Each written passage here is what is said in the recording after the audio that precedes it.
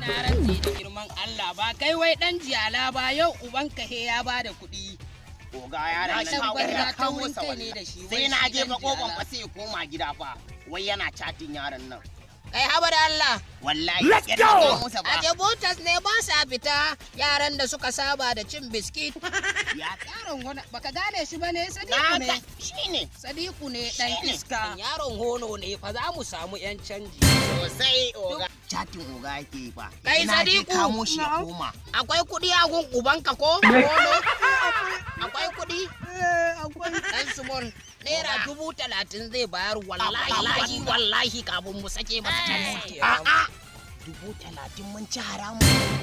3,000 za mu karba. Kai 2,000, 1,000. Haka fa. Zai ba mu kuɗin mu. 30,000 ai mun ci haram. Kaga Sosai. a babu ya Allah ya babu ya lillahi in ya bamu 3,000 ai halatta mu muka ci. Shi zai kawo kuɗin. Ai Sadiku, babanka zai bamu 3,000. Zai ba ku sama da haka ma ku yi haƙuri. Yaron nan ubansa akwai kata. Ko masa tuwon nan ya ci. Ɗauko tuwo ya To ci. oga. Yunwa kake ji ko? Kawo masa tuwo.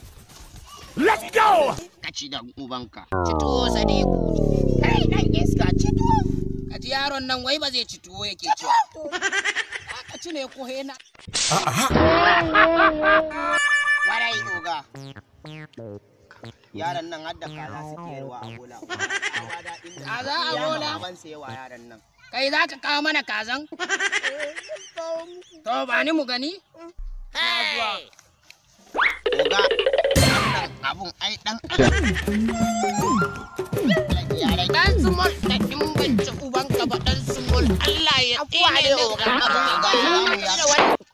Sorry oga. Ni yanzu komi tan ka Ka mai bani. da hankalinka. Oga shi wannan abun ai dan alaji ya iya ci.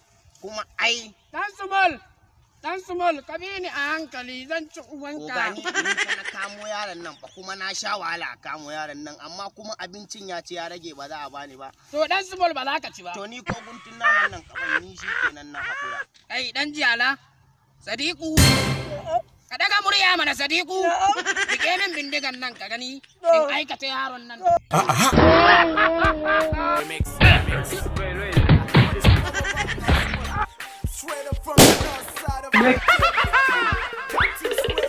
Kai laula kai.